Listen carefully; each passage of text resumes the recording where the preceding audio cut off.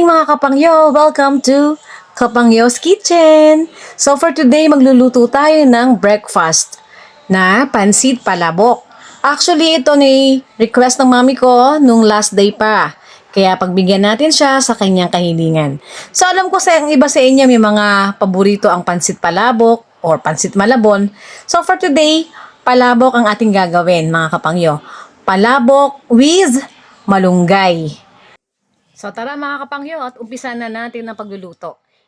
At ang ating mga sangkap, meron tayong giniling, pinakuloang hipon, atsuete, itlog, tinapa, chicharon, shrimp cube, sibuyas bawang paminta, malunggay, sibuyas na mura, at ang ating pansit bihon. So ayan mga kapangyo ang ating mga sangkap. Mas maganda mga kapangyo, pakuluan muna ang tubig bago ilagay ang itlog. Dahil dito, mas mabilis siyang mababalatan at hindi kakapit ang balat sa pinakang laman ng eggs. So, syempre, meron din tayong kalamansi para mamaya sa pang-toppings, no? So, okay mga kapangyo, i-ready na natin ang ating mga sahog.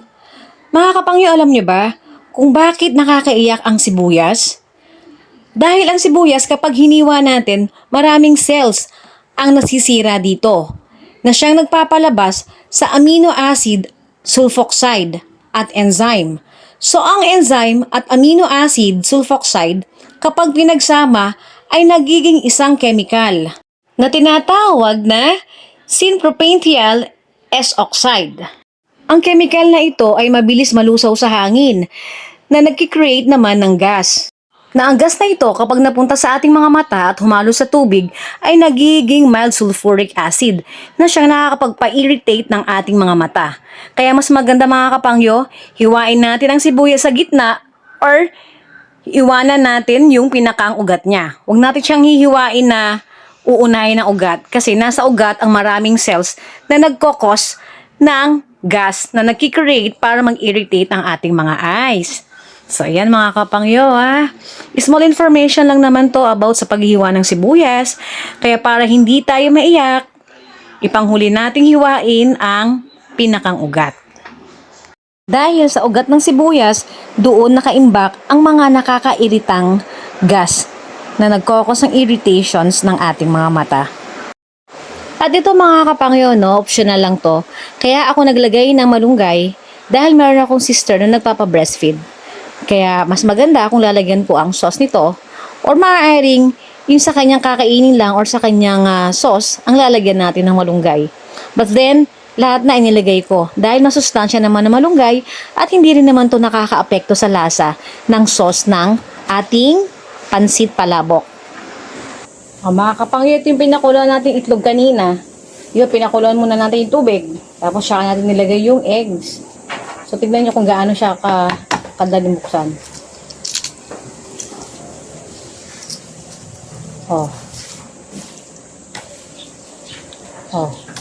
Diba? Hindi siya nanimikit.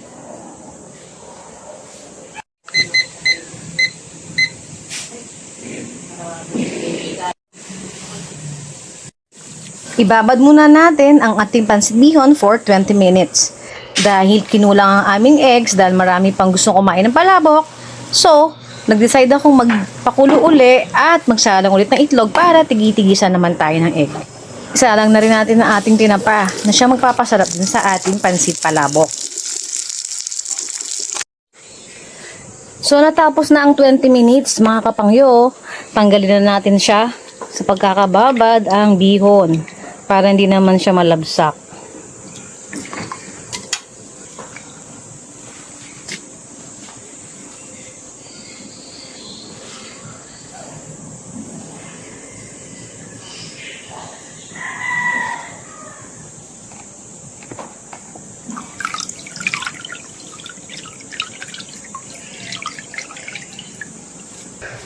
So, ayan. Yung binabad nating pansit bihon for 20 minutes, magpapakulo naman tayo ng tubig.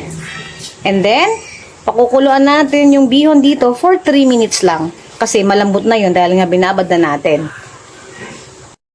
Good morning mga kapangyo! Welcome to Kapangyo's Kitchen! Ayan na po. So, pinakuluan na natin yung tubig. First then, Itong ating pansit bihon na binabad for 20 minutes ay pakukuluan na natin or isosok na natin for 3 minutes dito sa boiling water. Okay.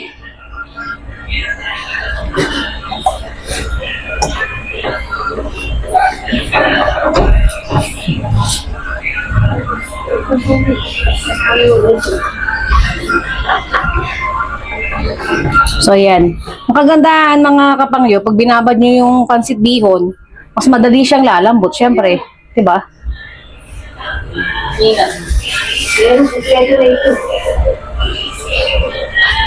So, for 3 minutes lang yan mga kapangyo. Set natin ang timer.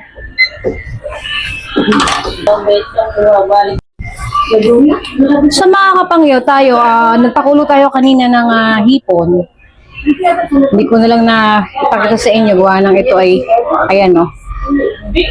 Hiwalay na yung balat sa pinakang laman. So, huwag yung itatapon yung pinakang sabaw kasi magagamit natin yan mamaya para pampalasa sa ating sauce. So, ayan. Mapasabahay tayo, mapasa business nating kainan or lutuan, kailangan lagi tayo nag-face mask mga kapangyo para hindi naman matalsikan ng laway yung ating mga ginagawa. Dahil minsan, may iba sa atin, may sipon or syempre tumatalsik sa pagkain natin yung ano. Disclaimer po, no, sa mga hindi nag-face mask, nasa sa inyo po yun. Okay naman yun, basta alam nyo wala kayong sakit. Wala kayong sipon. Ang gamitin nyo yung, yung washable. Washable na lang gamitin nyo para hindi masyadong magastos kapag yung distilled, sterile mask.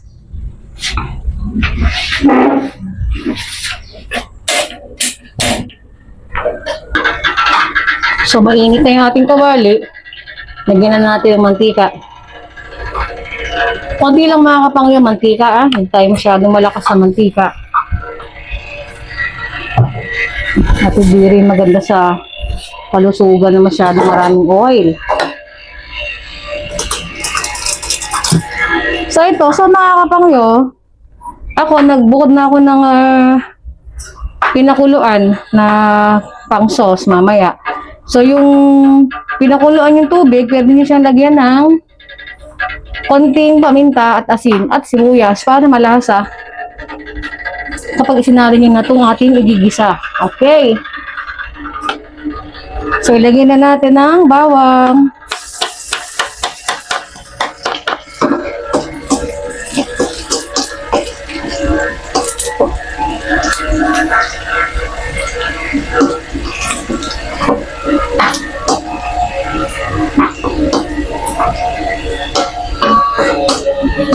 Sunod natin ang sibuyas.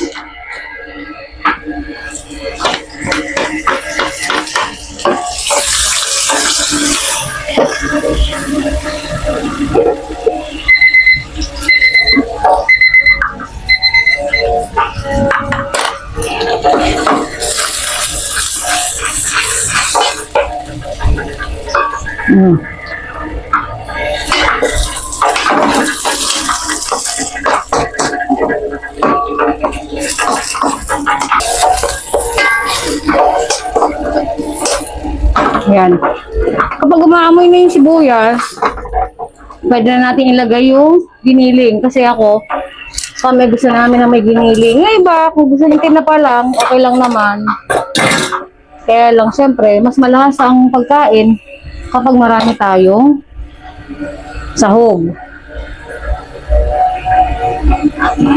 Alam niyo naman, napakamahal talaga ng pansit palabok, no? Pagka sa mga kilalang restaurant kayong kakain.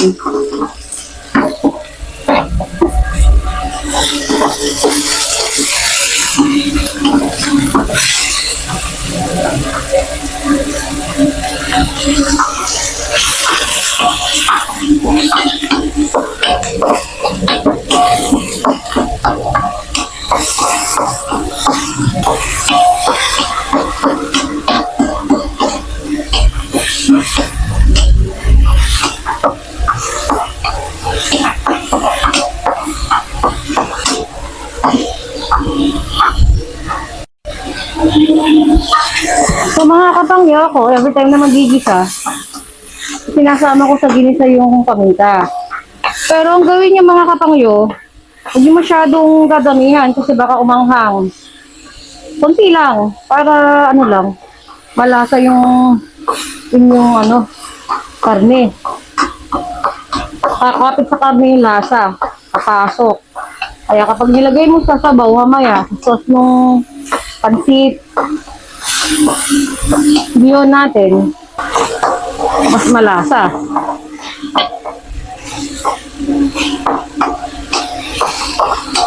So, mas maganda, kapag sinama sa ginisa yung paminta, huwag masyadong dadamihan para hindi manghang. And, mas kumakapit sa karne, kasi meron tayong giniling na nilagay di ba? Tapos, nasa inyo kung asin or pati sa ilalagay nyo. So, mga kapangyo, ito na yung ating giniling. Okay? So, kayo na pa ako pansit bihon ng pansit bihon. Pansit palabok nga pala itong ating ginagawa mga kapangyo, no?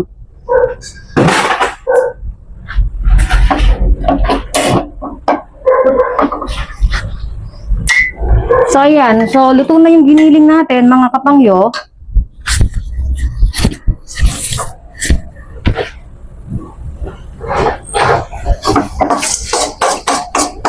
Lagyan natin ng konting, itong tinapa. Lagyan natin ng konting tinapa, mga kapangyo, ha? Para medyo malasa pa rin dun sa sabaw. Siguraduhin nyo lang na wala na talaga yung mga tinik-tinik. At baka bang sarap nga ng inyong pansit, tinik-tinik naman ang lalamunan ng kakainan, Just kidding. Siyempre, hindi naman kayo magluluto na may tinik. Lagyan natin ng konti lang, mga kapangyo, ha? Tapos pang toppings lang natin mamaya yung the rest na natira. So, ayan, naluin lang natin. Luin lang.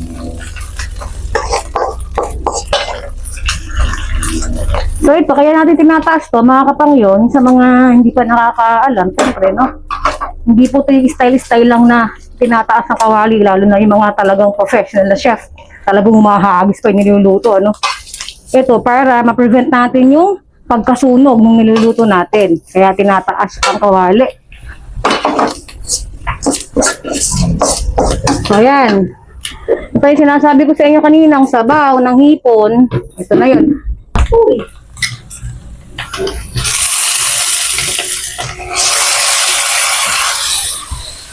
So, ayan.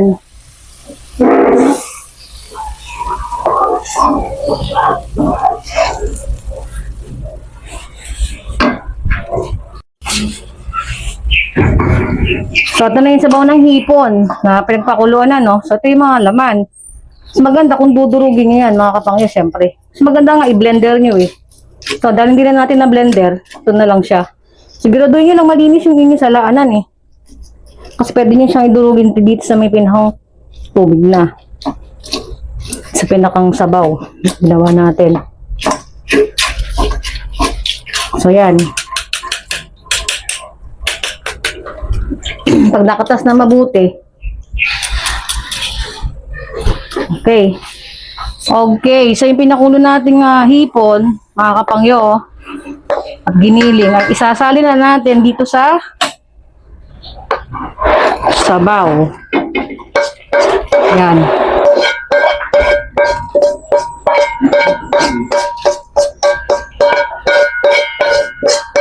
Kakaibang ito, gamitin o yung isa?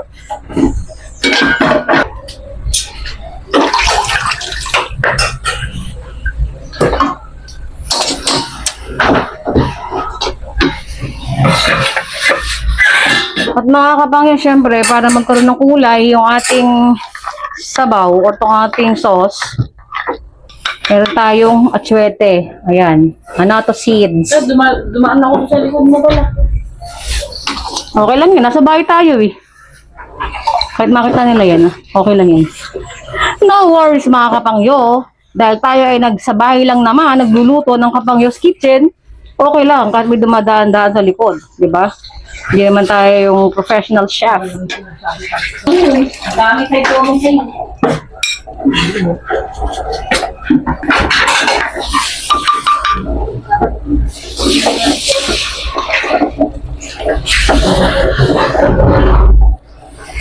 So, ayan na, yung atswete, magpapakulay sa ating sauce, mga kapangyo. Ngayon, kung kulang ang inyong atswete sa bahay, pwede na lang kayo maglagay ng food color. Mas masarap din kapangyo kung lalagyan nyo ng shrimp cube ang inyong pansit palabok.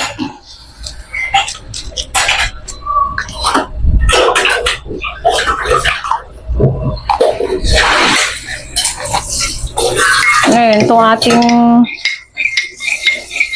cornstarch, pampalapot, dahan-dahan lang paglalagay nito mamaya mga kapangyo kasi baka masobrahan. Eh, magmukhang ginataan ang inyong pansit palabok.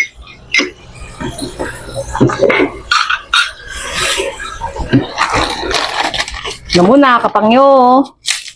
Kapangyo.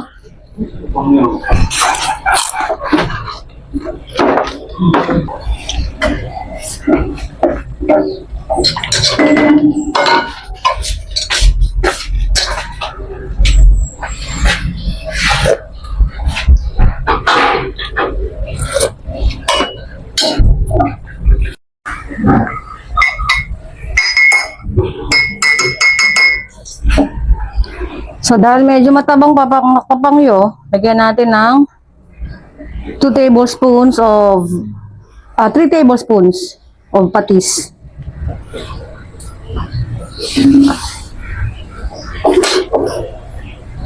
Ito ay 2 liters mga kapangyo. Halos 2 liters ng water to.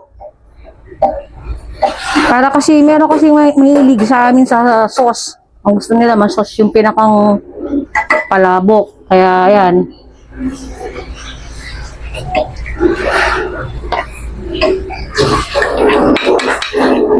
Kaya yung medyo kulang yung kulay.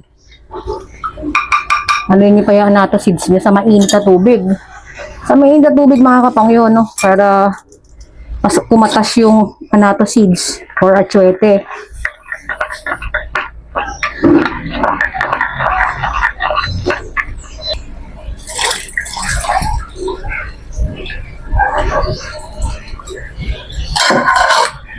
Panapat mo na lang kung haba ng sobrang. Yan yung paminta. Cut na. Maganda kapangyo, kapag ka medyo matabang yung panlasa nyo or gusto nyo na mas malasa, diba, didurugin nyo yung hipon.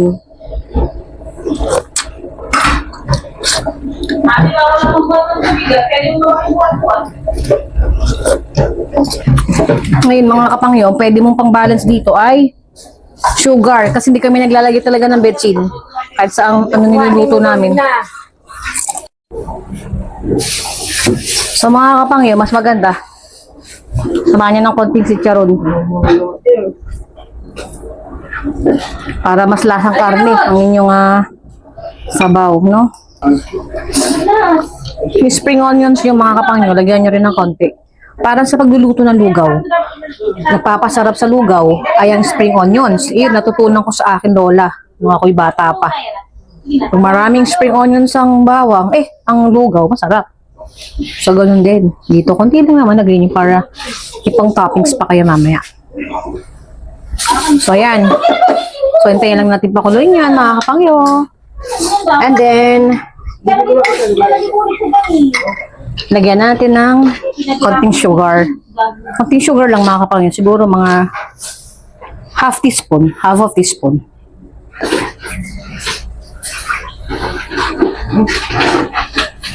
Pang-balance lang sa halat.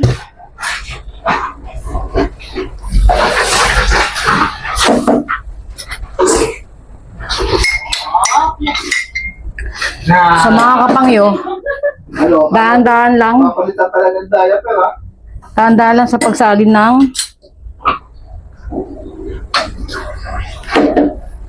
pampalapot. Tama, lagi mo na ako ng aking mga gino. Uy,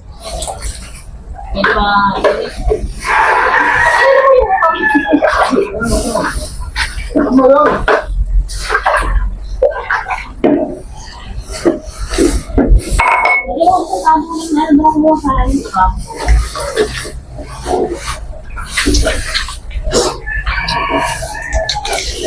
Pag medyo kulang, siyempre mag-adjust na lang kayo sa lasa.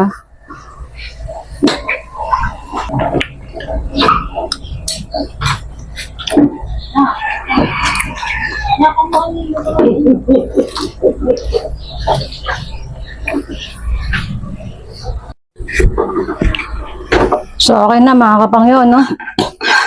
Magigisa rin kayo ng bawang na pang toppings din.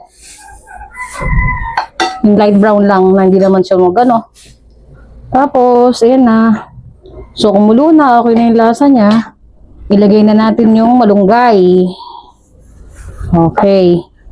So, yung malunggay, ayan.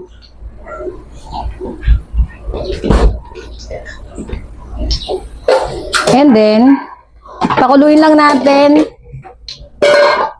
Pakuluin lang natin ulit ng isa. Pero okay na.